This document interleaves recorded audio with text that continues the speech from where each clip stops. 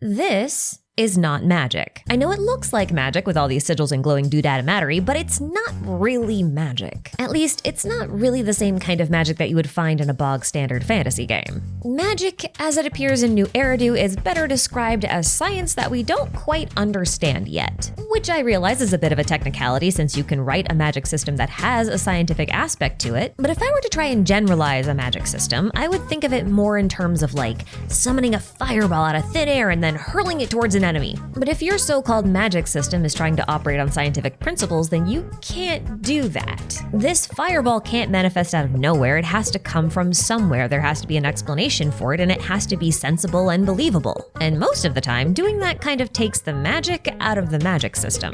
But approaching this sort of system from a sensible, believable, or scientific or even a pseudoscientific angle is exactly what Zenless Zone Zero does. Just as a quick example, I don't know how many of you actually read the little descriptive text blurbs that every agent's promotional weapon poster has, but if you do, you might have noticed that the team behind this game goes out of their way to explain exactly how every single one of these weapons work, and they do their best to make them believable. Just to go back to my original example, these so-called fireballs in this game are perfectly explained by the mechanics of the weaponry in the game. Evelyn, for example, deals fire damage with wires, which does sound magical, but technically she's using an igniter that's mounted on her glove to superheat these wires that are made out of a special alloy called porcelain, which we're going to talk more about later. And that is how she deals fire damage. The fire doesn't come from nowhere, it's actually a product of a natural expected phenomenon. And you can make this same observation with Soldier 11. She's not magically infusing her sword with flames either. She has a fuel canister on her back and she ignites her blade with the sparks that are produced whenever her sword hits the ground. So you see, we have a fairly realistic explanation for what's going on here, and a science-friendly one at that. And to that end, I want to point out that even hollows and ether can be explained scientifically within the context of the game, despite their seemingly magical properties and behavior that we're going to discuss later on in the video. And that's why I think that all of these realistic, rooted in science explanations for these so-called magical aspects of New Eridu indicate that Yishwen's mystic arts aren't magic at all.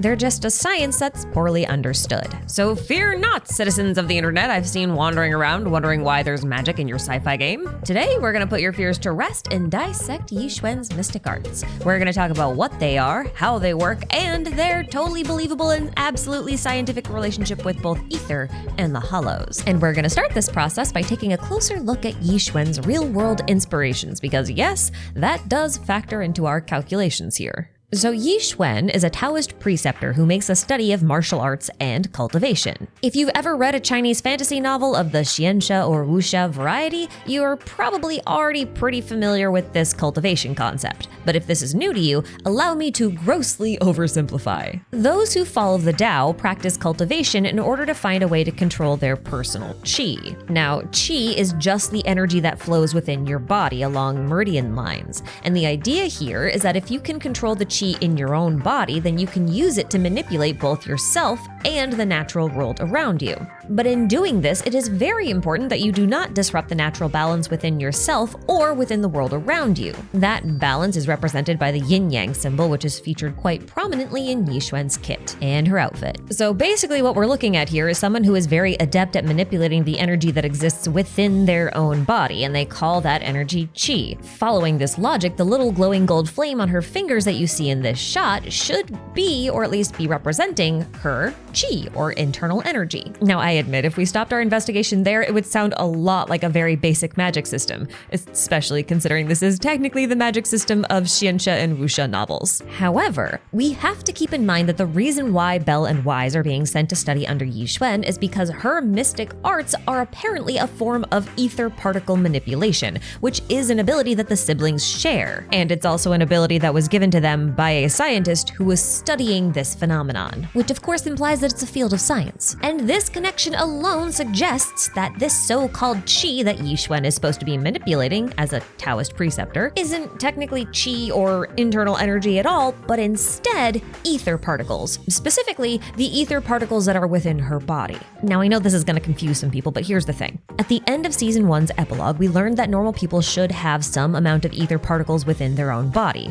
Like, it is natural for those ether particles to be there. In fact, it seems as though ether particles are everywhere outside of the hollows. They literally exist within everything, including the air that we breathe. This is a very jarring realization at first, but when you really stop and think about it, it starts to make a lot of sense. Because hollows are made out of ether. So the formation of a hollow actually requires ether particles to gather together at such an intense density that they hit this so-called Zenless limit. If no ether particles existed outside of the hollows, then this couldn't occur. Looking at things this way, we can only assume that ether particles are naturally inert and appear only at lower densities, and that something must happen to these ether particles that changes their behavior, which allows hollows to form. And this kinda checks out if you look at the origins of the concept of ether in the real world. I think Plato was one of the first to conceptualize ether, describing it as a non-terrestrial air-like element that moved in circles. But historically, things got a lot more interesting in the 17th century when the concept of ether was redefined as a hypothetical substance responsible for filling all empty space and carrying electromagnetic waves. Well, technically it can carry all types of waves. Light, sound, it doesn't really matter. Now, I think that Zenless is using this classical definition of ether and applying it directly to their world building. That means that in New Eridu, ether is simply a particle that's capable of carrying waves.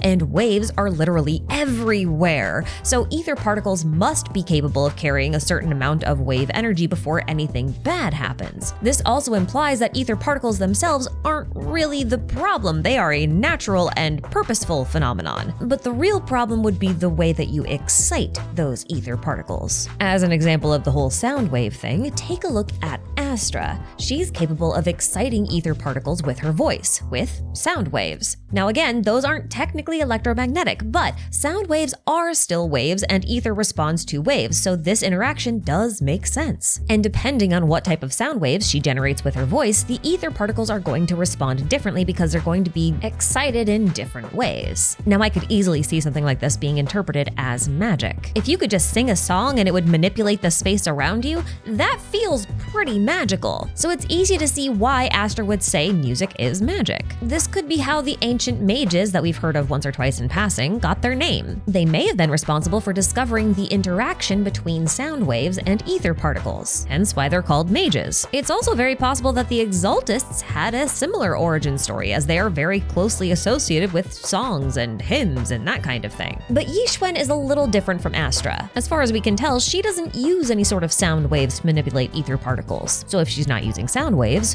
what is she using? Well, remember, a Taoist preceptor is trying to manipulate the energy that's within their own body. So if you wanted to manipulate a certain type of particle that was in your body and you knew that it responded to electromagnetic waves or just waves in general, perhaps what Yixuan's figured out how to do is manipulate her body's natural magnetic field. We all generally have a fairly weak magnetic field, but what if hers is particularly strong or she's found a way to amplify it? That would be a way to manipulate ether particles. Now, I'm specifically pointing to magnetism here because her auric ink has properties similar to ferrofluid, which is magnetic. And the aura in auric ink is referring to a field that surrounds the body. Typically, it's supposed to be like a visible energy field, but a magnetic field feels pretty plausible here. So her auric ink might actually be ferrofluid that she manipulates with her magnetic field. Incidentally, ferrofluid is typically made out of any compound containing iron plus a carrier fluid, so you can use it as ink. I find this very interesting because ferrite magnets are iron and ceramic magnets, and in Chinese, porcelain seems to be referring specifically to glazed porcelain, which would be implying a ceramic coating. Now, ceramics play a huge role in electronics, from heat shielding to insulation to protective coatings on glass. Your cell phone screen, for example, is likely a type of glass with a ceramic coating on it that increases the durability of the glass, thus reducing its chance to fracture. And as I touched on earlier, porcelain is used to fabricate a lot of weapons in New Eridu, like Evelyn and Jane's knives, which makes me wonder if porcelain is associated with a type of ferrite,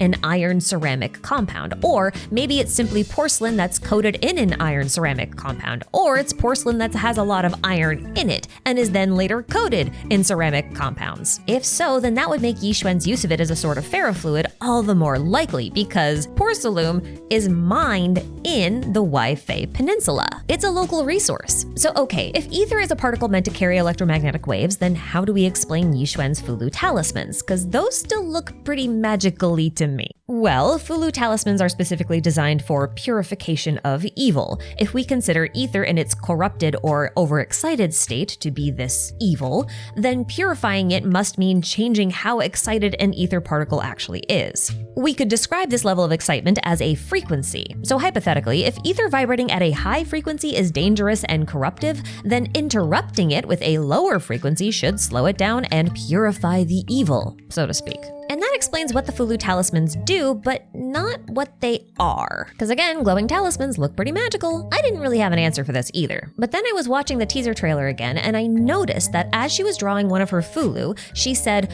"Formless air gathers, corruption is purged." And then it kind of clicked. As you might recall, the word ether comes from the Greek word for air, hence why Plato described it as a form of air. So I feel like it's a logical step to assume that this formless air Yishwen is gathering to purge corruption would simply be ether, which would mean her talismans are written in ether particles. And that golden light that it's emitting might just be because it's vibrating at a frequency that allows it to produce light on a visible spectrum. It's carrying the right kind of electromagnetic waves. This could actually be a direct reference to the aura part of auric ink. Okay, so we've got the Fulu talismans explained. Now what about this crazy bird? Well, the Qingming bird seems to be an entity similar to the tailless, and the tailless is a type of ethereal. The biggest difference as far as I can tell between these two is that the tailless can't, or at least doesn't, manifest outside of the hollow. Maybe it can't actually hold on to its form outside of the hollow, or maybe Miyabi forces it back into the blade so it can't accidentally hurt anyone when it's outside the hollow. I'm not really sure. Either way, Yixuan's Qingming bird appears to be completely obedient as opposed to the tailless,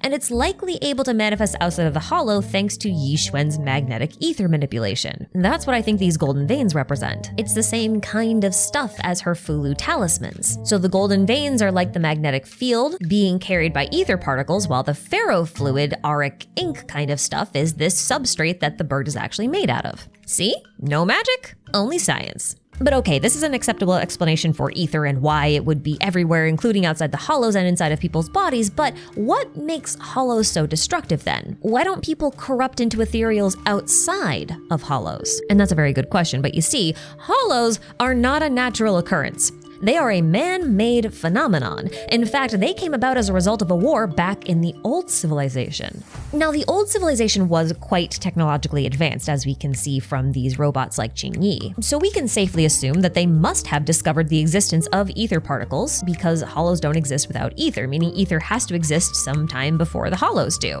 So I think it's very likely that this discovery of ether particle behavior led to some scientists messing around with subatomic forces that they didn't quite understand in order to develop new weaponry or something along those lines.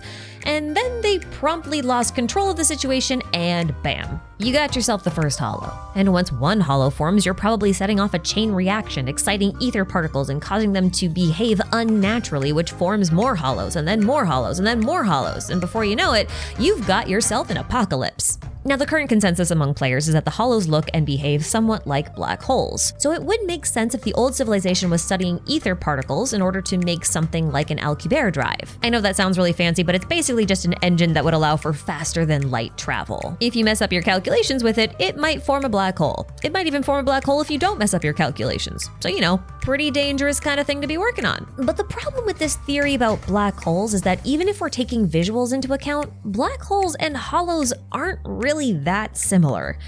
For example, black holes have an event horizon, which hollows lack. And hollows also have this chromatic rainbow shimmer that black holes lack. And I have a theory about why these differences exist. See, the developers for Zenless Zone Zero have gone out of their way to make sure everything in the game is a reference to the function of a CRT television set. And when you start looking at the game through this lens, it recontextualizes everything.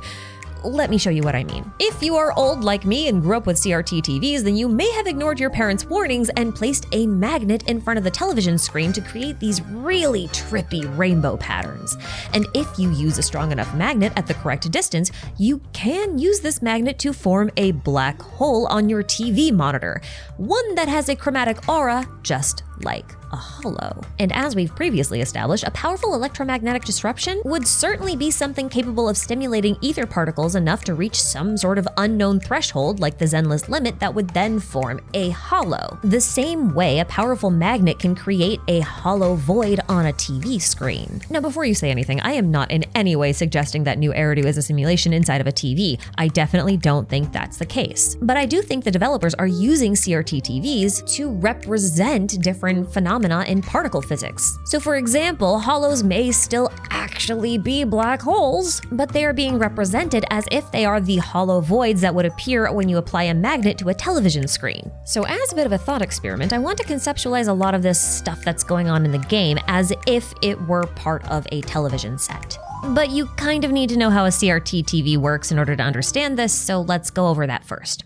A CRT TV is a pretty simple but a super cool machine. Basically, video and sound data is transmitted via an electrical signal that tells the TV which part of the screen should be lit up at which color at what brightness at what time. The sensor then takes this signal and passes it through a cathode ray tube where 3 lights of red, green, and blue project themselves at a tiny segment of the screen, forming 3 tiny tri-colored dots that collectively make up a whole picture, when you have enough of them. Now, that same electrical signal that makes these phosphor dots on the screen also carries sound data that is interpreted via an internal speaker. Each part of a CRT TV is mechanical, and thus it is susceptible to electromagnetic interference, as we saw with the magnet on the screen. Weaker applications of this electromagnetic interference are fixable, but stronger applications can cause irreparable harm to your machine. So if you leave the magnet on the screen long enough, for example, you'll ruin your picture display permanently. We can therefore think of this electromagnetic interference along the CRT TV as a form of ether corruption.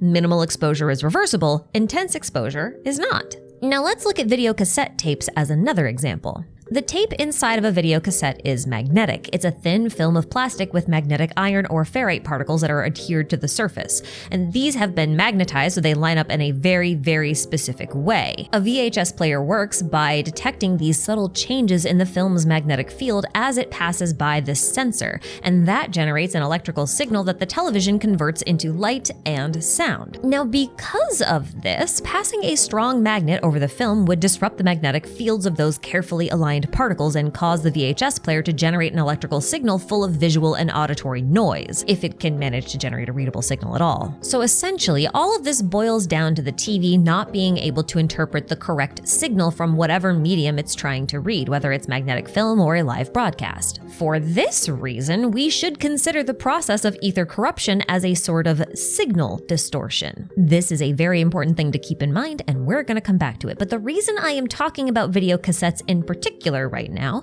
is because Phaethon runs a VHS rental shop, and in the back room we have a videotape that represents not just their adventure, but the stories of every agent that they've worked with, or almost every agent. Now, because those tapes contain the stories of people, I want to think of those videotapes as if they were the people in the game. Again, I am not trying to push the idea that the world is fake and that everyone is just a movie, but for the sake of the thought experiment, I want you to think of them in those terms. A video cassette and the film that's in it is a person in this scenario. Now, if you were to pop this cassette of a person into a television set, it would replicate the audio and visuals of that person, right?